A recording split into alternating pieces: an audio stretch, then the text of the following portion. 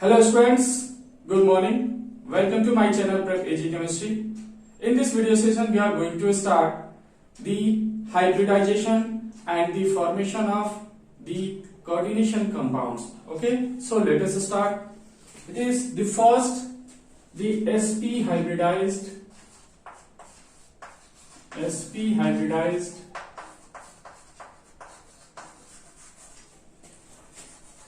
coordination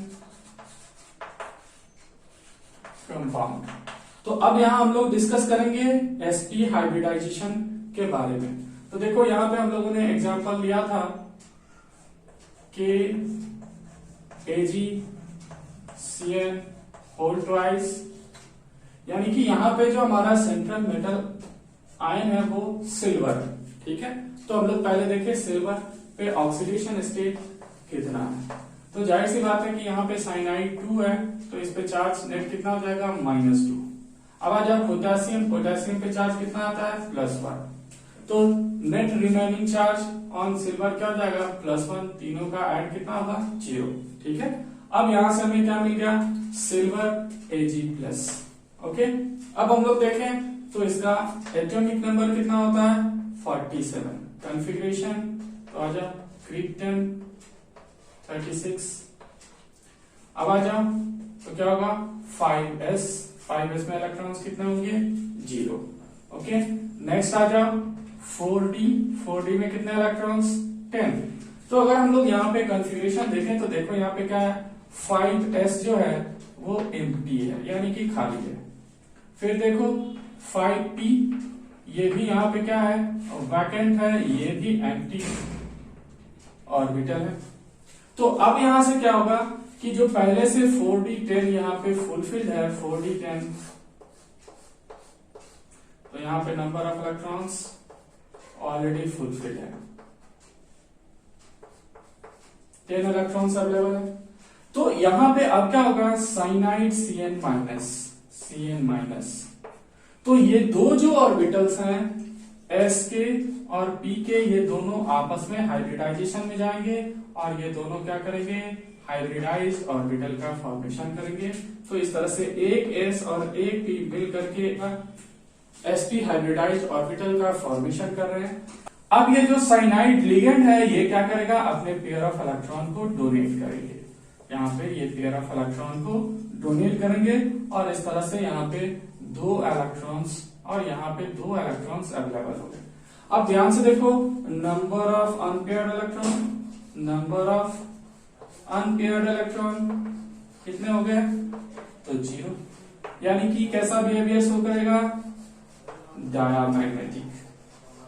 तो ये diamagnetic species है। ठीक है, तो ये हमारा हो गया sp hybridised orbital and sp hybridised complex. ठीक है, अब आते हैं हम लोग नेक्स्ट एग्जांपल देखते हैं sp2 हाइब्रिडाइज्ड कॉम्प्लेक्स। तो देखो sp2 हाइब्रिडाइज्ड कॉम्प्लेक्स का जो एग्जांपल था हम लोग उसको देखते हैं, एग्जांपल से समझते हैं। तो एग्जांपल हमारा क्या था पोटेशियम Hg I3। अब यहां पे देखें हमारे पास तो क्या है मर्क्यूरी है और मर्क्यूरी पे हम लोग आयन यानी कि चार्ज ढूंढे, तो चार्ज के अकॉर्डिंग यहाँ पे देखें तो देखो ये आयोडाइड 3 है, यानी कि इन पे नेट चार्ज क्या होगा -3। अब देखें यहाँ पे हमारे पास क्या है पोटेशियम चार्ज कितना +1।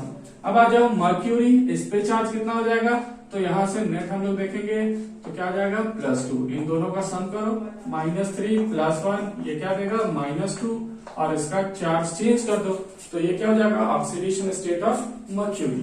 तो यहां से मिल गया हमें Hg+2। अब हम लोग देखें इनका कॉन्फ़िगरेशन। ठीक है, तो कॉन्फ़िगरेशन देखो तो Hg का जो एटॉमिक नंबर होता है वो होता है 80। ओके, अब यहां से हम लोग कॉन्फ़िगरेशन देखें तो आ जाओ Zn 54। अब देखो यहां से S0 यानी कि 6s के इलेक्ट्रॉन्स जो है वो बाहर चले गए हैं। अब क्या बचेगा, तो अब बचेगा आपके पास 5d और 5d में कितने हैं तो 10, 4f कितने हैं 14। तो ये कॉन्फ़िगरेशंस के अकॉर्डिंग यहाँ पे देखो वैकेंट क्या क्या है, तो 6s वैकेंट है और 6p वैकेंट है। तो यहाँ से देखें हमारे पास पहले क्या है 4f 14, ये सारे के सारे क्या है फुलफिल्ड है 1 2 3 4 5 एंड 6। तो यहाँ से देखो ये फुलफिल्ड है 14 इलेक्ट्रॉन्स। इसके बाद आ जाओ 5d 10, यहाँ भी क्या है तो ये भी फुलफिल्ड है 1 2 3 4, यहाँ से पेयर ऑफ इलेक्ट्रॉन्स देखें हम लोग, तो ये सब के सब क्या है फुलफिल्ड है। लेकिन हमारे पास वैकेंट क्या है, तो देखो 6s वैकेंट है, तो यहां से लो 6s वैकेंट ऑर्बिटल, 6p ये भी वैकेंट है। तो हम लोग अब थोड़ा सा आए sp2 हाइब्रिडाइजेशन पे। तो sp2 में क्या होता है, एक s होता है ns plus npx plus npy। तो देख लो यहाँ पे सेम कंडीशन है, 6s एंड 6p के ऑर्बिटल जा रहे हैं हाइब्रिडाइजेशन में। तो कौन कौन से जा रहे हैं, तो यहां से इनके फर्स्ट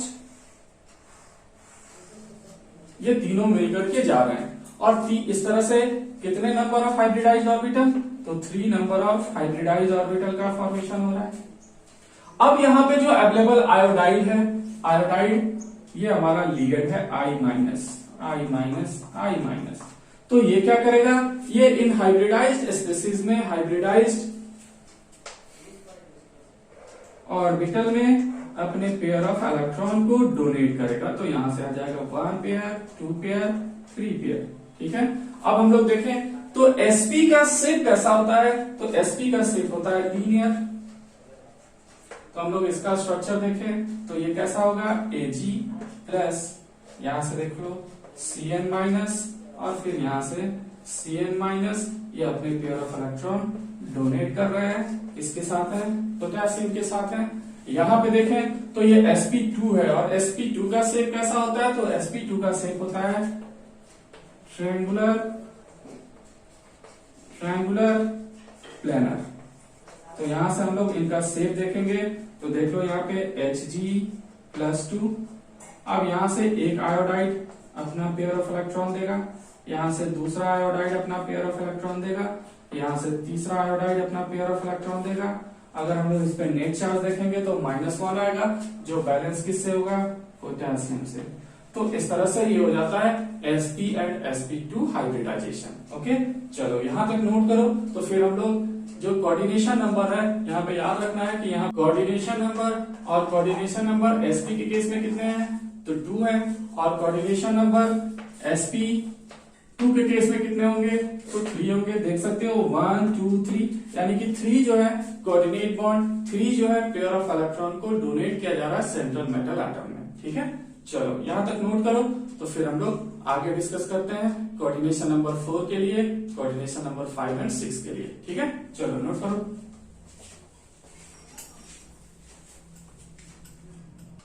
देखते हैं फॉर कोऑर्डिनेशन नंबर 4। तो कोऑर्डिनेशन नंबर 4 के केस में 2 तरह के हाइब्रिडाइजेशन होते हैं, sp3 एंड dsp2। तो सबसे पहले हम लोग देखते हैं sp3 के बारे में। तो यहां पे देखो sp3 के केस में क्या क्या इन्वॉल्व होता है, ns npx npy and npz। तो यहां से कितने नंबर ऑफ हाइब्रिडाइज्ड ऑर्बिटल बनेंगे, तो ये बनेगा sp3 हाइब्रिडाइज्ड ऑर्बिटल्स कितने होंगे, 4 empty ऑर्बिटल्स बनेंगे। ठीक है, तो हम लोग एग्जांपल देखें। तो एग्जांपल देखो NiCO4। तो हम लोग देखते हैं निकेल का ऑक्सीडेशन स्टेट देखो, यहाँ पे कार्बोनिल है, कार्बन मोनोऑक्साइड है, चार्ज 0, तो निकेल पे भी नेट चार्ज क्या होगा, 0। तो इसके अकॉर्डिंग इसका ऑक्सीडेशन स्टेट 0, यानी कि atomic number 28, argon 4s2 and 3d8। अब यहां ध्यान से देखो, तो हम लोग देखें 3d। तो 3d में कितने इलेक्ट्रॉन्स हैं, 8 है।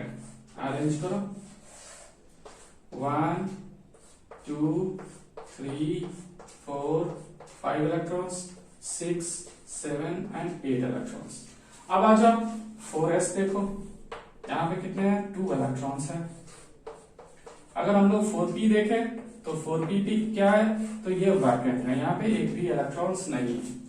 अब तुम देखो ध्यान से कि यहाँ पे लिगेंड कौन सा यूज किया जा रहा है, तो लिगेंड है हमारा कार्बोनिल CO। और कार्बोनिल लिगेंड जो होता है क्या होता है, स्ट्रॉन्ग लिगेंड होता है। तो स्ट्रॉन्ग लिगेंड जब अवेलेबल होगा तो ये क्या करेगा, पेयरिंग करेगा, यानी कि ये इलेक्ट्रॉन जंप करेगा यहाँ पे और ये इलेक्ट्रॉन जंप करेगा यहाँ पे। तो अब हमारा जो ऑर्बिटल होगा वो देखो क्या होगा, तो अब 3d10 हो गया, यानी कि यहाँ पे कॉन्फ़िगरेशन कैसा हो गया, 1 pair, 2 pair, 3 pair, 4 pair and 5 pair, यानी 3d10 हो गया। और हमारा 4s क्या हो गया, तो ये वैकेंट हो गया, 4p ऑलरेडी वैकेंट है।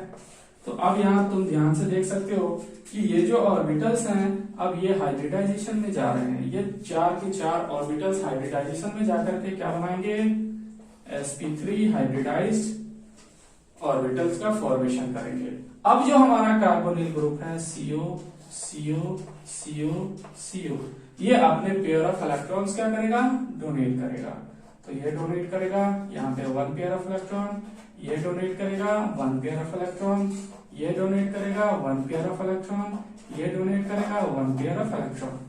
तो इस तरह से क्या बन गया, sp3 हाइब्रिडाइज्ड ऑर्बिटल्स। अब यहाँ ध्यान से देखो, तो देखो जो हमारा निकेल है उसके पास 2 अनपेयर्ड इलेक्ट्रॉन थे, ये हमारा क्या कर रहा था, मैग्नेटिक बिहेवियर शो कर रहा था, पैरामैग्नेटिक बिहेवियर शो कर रहा था। लेकिन यहाँ पे देखें जब ये इस कॉम्प्लेक्स में है तो एक भी अनपेयर्ड इलेक्ट्रॉन नहीं है, सिर्फ और सिर्फ क्या है, पेयर्ड इलेक्ट्रॉन है। ठीक है, तो ये कैसा बिहेवियर शो करेगा, डायमैग्नेटिक। तो ये किसके कारण हुआ, इस स्ट्रॉन्ग फील्ड लिगेंड के कारण, जो पिछले वीडियो सेशन में हम लोगों ने डिस्कस किया था कि जो भी हमारा स्ट्रॉन्ग फील्ड लिगेंड होगा वो क्या करेगा, वो पेयरिंग कराएगा, लो स्पिन होगा, यानी कि स्पिन का जो नेट वैल्यू होगा वो हमारा 0 हो जाएगा। तो यहाँ देख सकते हो कि ये लो स्पिन कॉम्प्लेक्स का फॉर्मेशन कर रहा है। ठीक है, यहाँ से हम लोग स्ट्रक्चर की बात करें तो हम लोग पहले से जानते हैं कि sp3 के केस में टेट्राहेड्रल होता है। तो इसका स्ट्रक्चर कैसा हो जाएगा, टेट्राहेड्रल। चलो ड्रॉ करो, निकल, carbonyl, carbonyl, carbonyl and carbonyl. तो ये हमारा टेट्राहेड्रल शेप का मॉलिक्यूल फॉर्म हो गया। ठीक है, चलो नेक्स्ट देखते हैं हम लोग। अब आएगा हमारा DsP2, यानी कि यहाँ पे कौन कौन से ऑर्बिटल अवेलेबल होंगे, तो कोऑर्डिनेशन नंबर तो हमारा सेम है, coordination number is what, it is 4।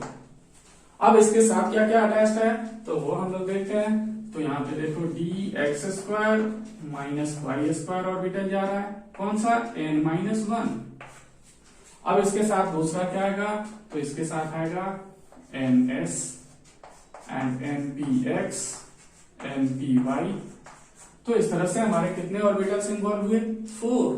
तो यहाँ पे कितने, 4 DsP2 हाइब्रिडाइज्ड ऑर्बिटल्स का फॉर्मेशन होगा। ठीक है, इनका स्ट्रक्चर कैसा होता है तो हम लोगों ने डिस्कस किया था, स्क्वायर प्लैनर। ठीक है, चलो एग्जांपल देखते हैं हम लोग। तो हमारा एग्जांपल क्या है, Cu NH3O4 +2। तो यहां हम लोग देखें कॉपर है, कॉपर चार्ज कितना, तो इसमें नेट चार्ज 0, तो कॉपर का ऑक्सीडेशन स्टेट क्या आ जाएगा, +2। तो इस तरह से हम लोग देखें Cu+2, एटॉमिक नंबर 29। तो number of electrons, 2 electron lose कर दिया है, कितने बचे, 27। तो कॉन्फ़िगरेशन देखो, आर्गन 18 एंड 3d9। अब देखें हम लोग, तो 3d में कितने इलेक्ट्रॉन्स हैं, 9 इलेक्ट्रॉन्स हैं। इनको अरेंज करो, 1 pair, 2 pair, 3 pair, 4 pair and 1 electron. अब आ जाओ, 4s वैकेंट है, 4p ये भी हमारा क्या है, वैकेंट ऑर्बिटल रखता है। तो अब एक्चुअली क्या होता है कि फिर से इन स्ट्रॉन्ग फील्ड लिगेंड के कारण, इस अमोनिया के कारण ये जो इलेक्ट्रॉन है ये हायर ऑर्बिटल में शिफ्ट हो जाता है। और जब ये हायर ऑर्बिटल में शिफ्ट होता है तो हमारे पास क्या बचता है, तो अब 3d में 8 इलेक्ट्रॉन्स हो जाते हैं, और वो भी paired, 1 pair, 2 pair, 3 pair and 4 pair. With one vacant orbital. ठीक है, फिर देखो करस्पॉन्डिंगली हमारे पास 4s, ये भी हमारे पास क्या है, वैकेंट है। 4p ये जो है ये वैकेंट है, और एक इलेक्ट्रॉन यहाँ पे जो d से जंप किया था। अब NH3 क्या करेगा, तो NH3 से पहले देखो ये 4 ऑर्बिटल जो है 4 orbitals they undergoes hybridization and forming what, तो देखो यहाँ पे 3d आ रहा है, देखो n-1, तो यहाँ से कौन कौन सा आया 3d प्लस कौन सा आया 4s और कौन सा आया प्लस, तो यहाँ पे देखो 4p के 4px एंड 4py, तो देख सकते हो 4 ऑर्बिटल्स इन्वॉल्व हो रहा है px के py के। कोऑर्डिनेट क्वांटम नंबर देखो, प्रिंसिपल क्वांटम नंबर 4 है, लेकिन यहाँ क्या हो गया 3 हो गया, तो ये कौन सा कॉम्प्लेक्स हुआ, इनर ऑर्बिटल कॉम्प्लेक्स। तो इसका नाम यहाँ पे लिख दो, इनर ऑर्बिटल कॉम्प्लेक्स। तो ये एक एग्जांपल हो गया इनर ऑर्बिटल कॉम्प्लेक्स का। ओके, चलो अब यहां से देखें हम लोग, तो अमोनिया का फिर से क्या काम होगा यहाँ पे, तो पेयर ऑफ इलेक्ट्रॉन देना। NH3 क्या करेगा यहाँ पे, पेयर ऑफ इलेक्ट्रॉन डोनेट करेगा। तो इस तरह से देखो, अब यहाँ पे क्या आ गया, 1 पेयर ऑफ इलेक्ट्रॉन, फिर नेक्स्ट देखो 1 पेयर ऑफ इलेक्ट्रॉन, फिर next 1 pair of electron and 1 pair of electrons. तो इस तरह से यहां ध्यान से देखो, तो इस केस में क्या है, एक अनपेयर्ड इलेक्ट्रॉन अवेलेबल है, ये अनपेयर्ड पेयर्ड नहीं हो रहा है, यानी कि इस केस में क्या होगा, तो इस केस में ये पैरामैग्नेटिक बिहेवियर शो करेगा। तो ये कैसा बिहेवियर शो करेगा, पैरा मैग्नेटिक। तो ये चीज आप ध्यान रखिएगा कि स्ट्रॉन्ग फील्ड लिगेंड होने के बाद भी इसके पास एक अनपेयर्ड इलेक्ट्रॉन है, और इसलिए ये क्या करेगा, पैरामैग्नेटिक बिहेवियर शो करेगा। ठीक है, चलिए शेप की बात करें तो स्क्वायर प्लेनर शेप है, यानी कि यहाँ पे हमारे पास कॉपर है, यहाँ से NH3, यहाँ से NH3, यहाँ से NH3 और फिर यहाँ से NH3। ठीक है, कॉपर पे चार्ज कितना है +2, तो ये स्क्वायर प्लेनर शेप में एक दूसरे से अटैच्ड है। ठीक है, चलिए यहां तक नोट कीजिए, तो हम लोग कोऑर्डिनेशन नंबर 5 और 6 के लिए डिस्कस करते हैं।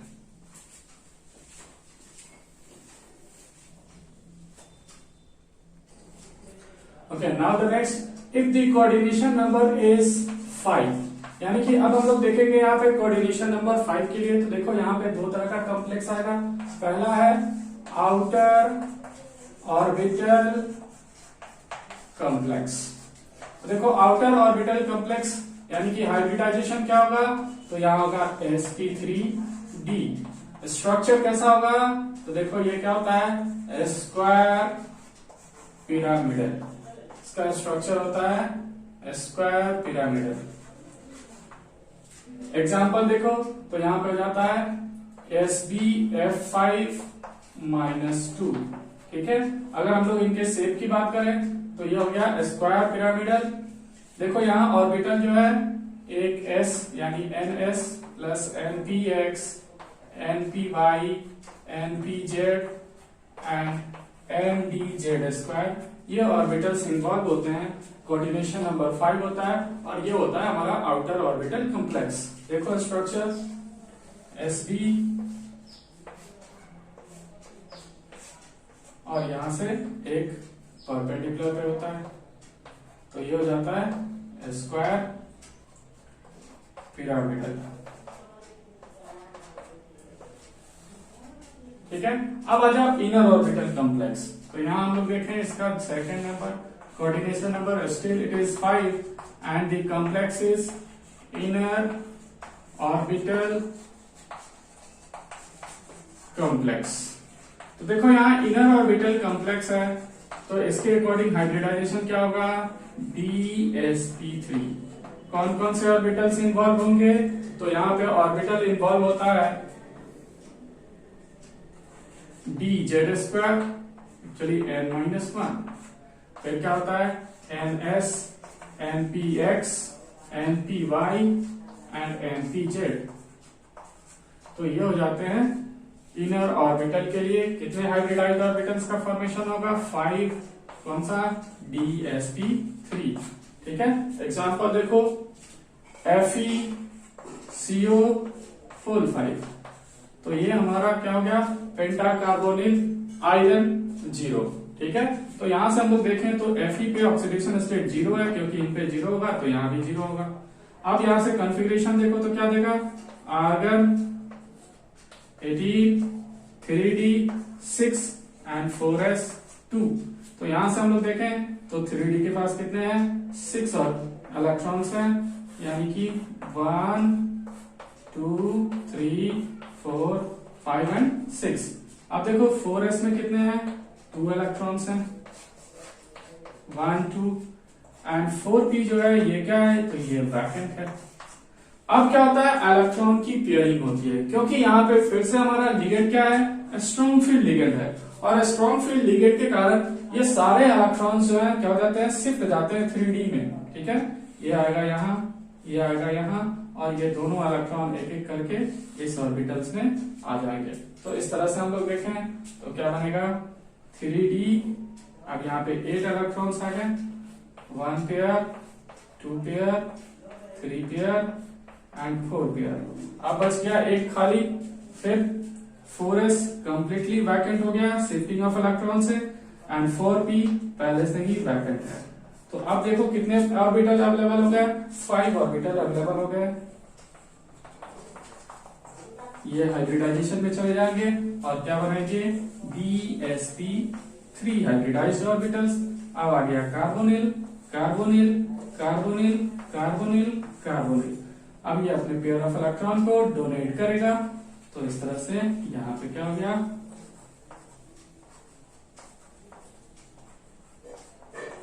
अब हम लोग बात करें इसके शेप की, स्ट्रक्चर की, तो वो देखो वो क्या होता है, ट्राइगोनल बाइपिरामिडल। तो इसके अकॉर्डिंग हम लोग शेप देखें तो ये कैसा हो गया, Fe CO CO CO और यहां से आ गया CO और यहां से आ गया CO। तो ये हो गया आयरन के साथ पेंटा कार्बोनिल आयरन, ओके 0। तो ये हो जाता है कोऑर्डिनेशन नंबर 5 के लिए। याद रखना है कोऑर्डिनेशन नंबर 5 जो है ये बहुत ही रेयर होता है, इसके बहुत कम एग्जांपल हैं, कुछ एक दो ही एग्जांपल है, इससे ज्यादा एग्जांपल्स आपको नहीं मिलेंगे। ठीक है, चलो यहां तक नोट करो। तो फिर आते हैं हम लोग कोऑर्डिनेशन नंबर 6। चलो नोट करो,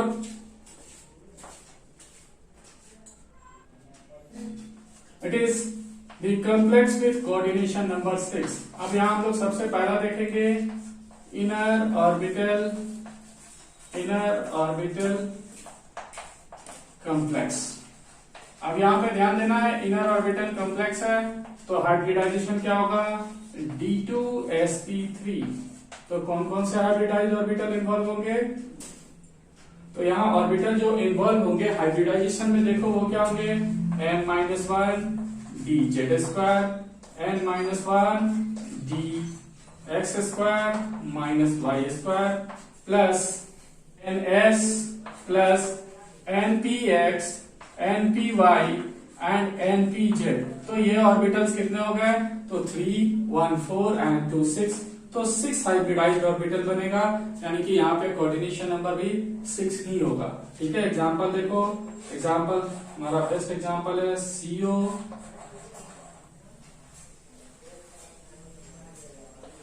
NH3 होल 6 प्लस 3। तो ये आ गया hexamine cobalt plus 3 ion. Okay, तो यहां से हम लोग देखें तो देखो कोबाल्ट पे चार्ज कितना है, प्लस 3 है ऑक्सीडेशन स्टेट के अकॉर्डिंग। अब यहां से कॉन्फ़िगरेशन देखो तो क्या आएगा, आर्गन 18। अब इसके बाद आ जाओ 4s में इलेक्ट्रॉन 0, 3d में इलेक्ट्रॉन कितने बचेगा 3d 6, और 4s में कितने होंगे 0, 4p में कितने होंगे 0। तो हम लोग देखें यहां से तो 3d का देखो कॉन्फ़िगरेशन 3d 6। अब यहां से आ जाओ number of electron 1 pair 1 2 3 and 4, 6 electron हो गए। 4s में देखो इलेक्ट्रॉन कितने हैं, नॉट यानी 0। ठीक है, एंड 4p में कितने इलेक्ट्रॉन्स हैं तो ये भी है 0, यानी कि वैकेंट है।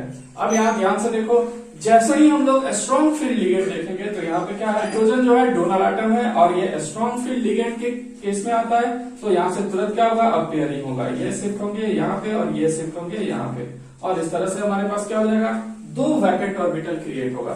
तो देखो अब यहाँ पे क्या हो गया, 3d, और इसमें 6 इलेक्ट्रॉन है पहले से, 1 पेयर, 2 पेयर एंड 3 पेयर, और 2 वैकेंट हो गया। नेक्स्ट आ जाओ, तो अब देखो यहाँ से 4s, ध्यान से देखो वैकेंट है, 4p, ये भी हमारा वैकेंट है, 3 ऑर्बिटल्स यहाँ भी अवेलेबल है। तो अगर तुम ध्यान से देखोगे तो यहाँ पे देख लो कि यहाँ पे n-1d का केस आ रहा है, देख रहे हो, 3d हो रहा है, और फिर यहाँ पे 4s यानी कि ns, 4p यानी कि np हो रहा है। तो अब यहाँ से कितने ऑर्बिटल्स हो गए, 1 2 3 4 5 एंड 6। तो इस तरह से हाइब्रिडाइजेशन क्या बनेगा, sp3, और यहाँ d है, 2d है तो d2sp3, ठीक है। अब लिगेंड जो है हमारा क्या है, NH3 है, ले आओ NH3 NH3 NH3 NH3 NH3 NH3। अब ये क्या करेंगे, पेयर ऑफ इलेक्ट्रॉन डोनेट करेंगे। तो यहां से 1 pair of electron, 2 pair of electron, 3rd pair of electron, 4th pair of electron, 5th pair of electron and finally 6th pair of electron. तो इस तरह से ये हमारा बन गया क्या, तो एक ऑक्टाहेड्रल कॉम्प्लेक्स जहां कोऑर्डिनेशन नंबर 6 है, और ये इनर ऑर्बिटल का केस है। तो हम लोग स्ट्रक्चर देखें, CO+3, यहां से pair of electron, pair of electron, pair of electron, pair of electron, pair of electron. तो यहां से देखो ये हमारा कैसा बन रहा है, ऑक्टाहेड्रल कॉम्प्लेक्स का फॉर्मेशन कर रहा है, ठीक है।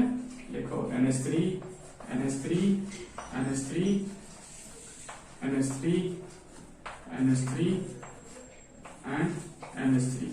तो इस तरह से अगर हम लोग देखें तो इन पे नेट चार्ज देखो +3 है, तो क्या आ जाएगा, +3 आ जाएगा।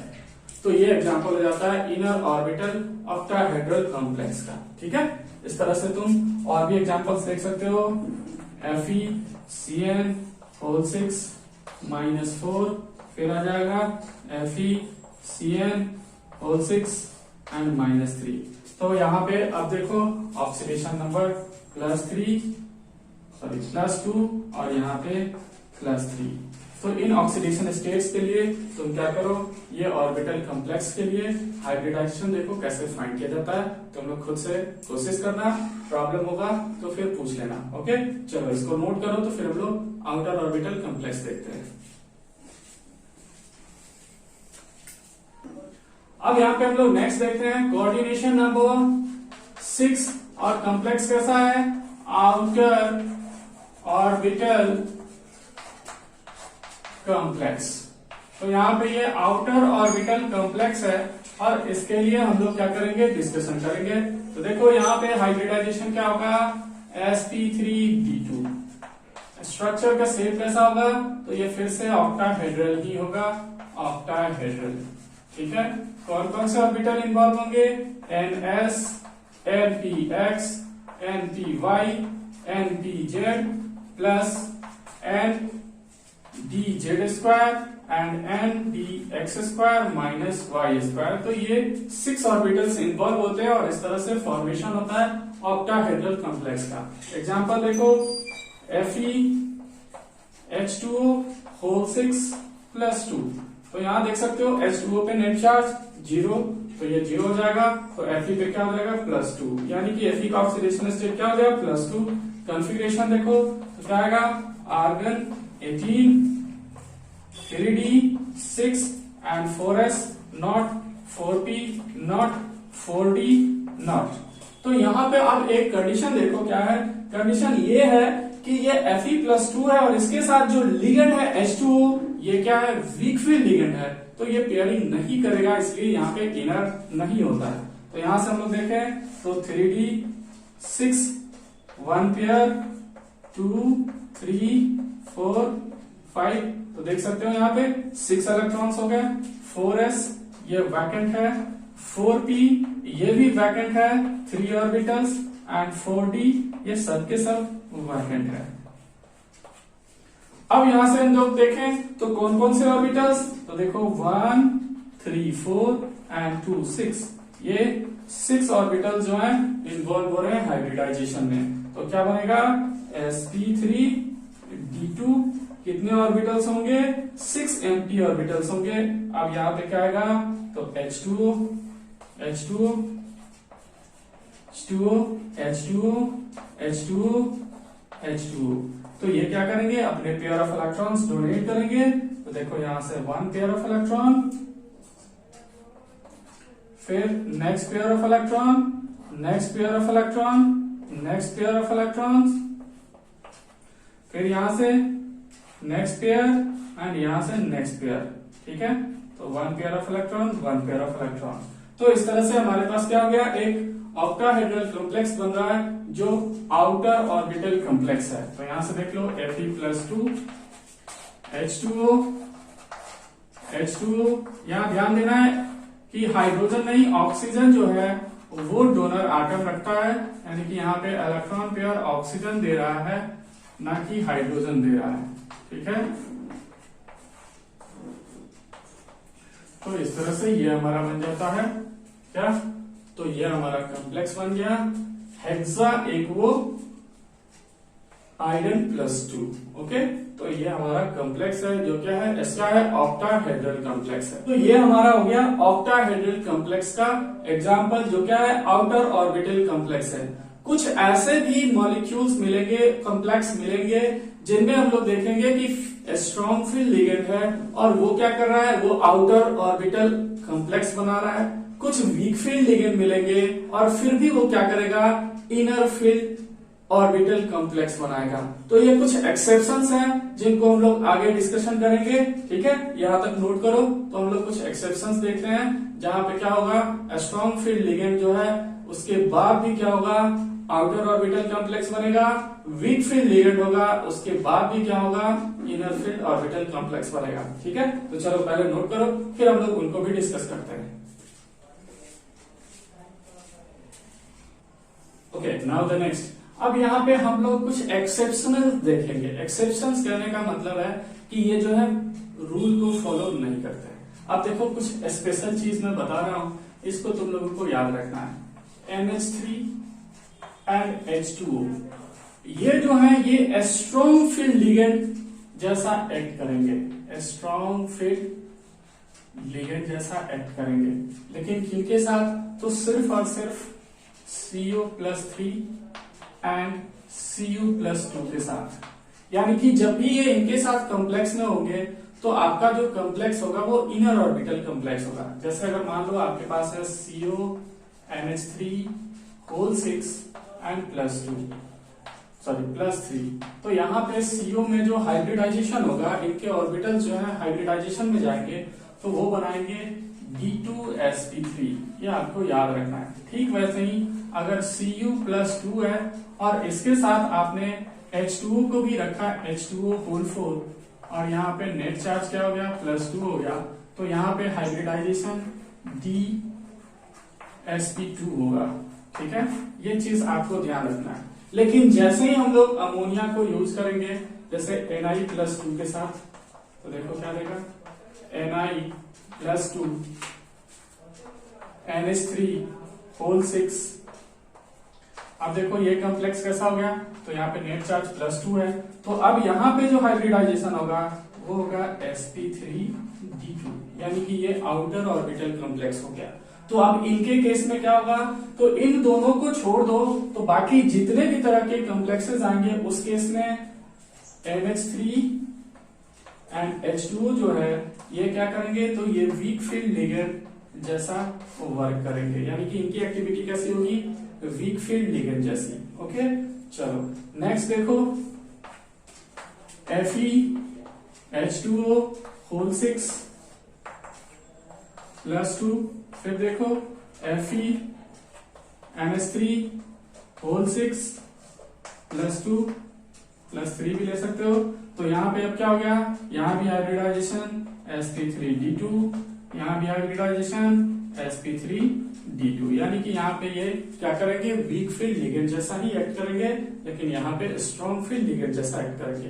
तो ये बहुत ही इंपॉर्टेंट पॉइंट है, आप इनको क्या करेंगे, याद रखेंगे कि ये स्ट्रॉन्ग फील्ड लिगेंड है NH3, ये तो वीक है, ये स्ट्रॉन्ग फील्ड है, लेकिन स्ट्रॉन्ग फील्ड जैसा एक्टिविटी सिर्फ और सिर्फ इन्हीं दोनों के साथ जब कॉम्प्लेक्स बनाएंगे तो करेंगे।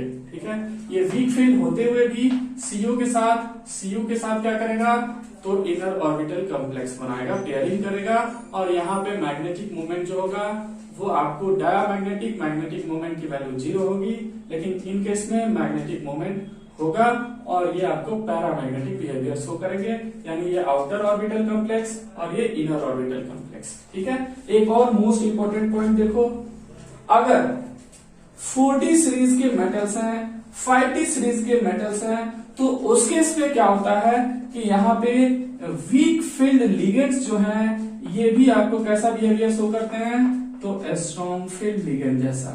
Week field ligands act as strong field ligands, ऐसा बिहेवियर शो करेंगे। जैसे आप देखो तो यहाँ पे है क्या, PtCl4 -2, ठीक है, इस पे +2 चार्ज है। तो यहाँ पे Cl जो है, क्लोराइड आयन जो है, ये आपको वीक फील्ड लिगेंड होते हुए भी प्लेटिनम के साथ ये क्या करता है, इनर ऑर्बिटल कॉम्प्लेक्स बनाता है DsP2। ठीक वैसे ही Pd के साथ PdCl4 -2, यहाँ भी आपको वीक फील्ड लिगेंड होते हुए भी पेयरिंग करता है और इनर ऑर्बिटल कॉम्प्लेक्स बनाता है। यहाँ पे नंबर ऑफ अनपेयर्ड इलेक्ट्रॉन्स 0 होंगे, और ये क्या करेंगे, डायमैग्नेटिक बिहेवियर शो करेंगे। तो ये कुछ एक्सेप्शंस है जिनको आपको क्या करना है, याद रखना है। ठीक है, नोट कर लीजिए। इस वीडियो सेशन में इतना ही। नेक्स्ट वीडियो सेशन में हम लोग डिस्कस करेंगे limitation of valence bond theory and colour of the compound and crystal field theory etcetera. Okay, चलो यहाँ तक नोट कर लो। इस वीडियो सेशन में इतना ही। Thank you.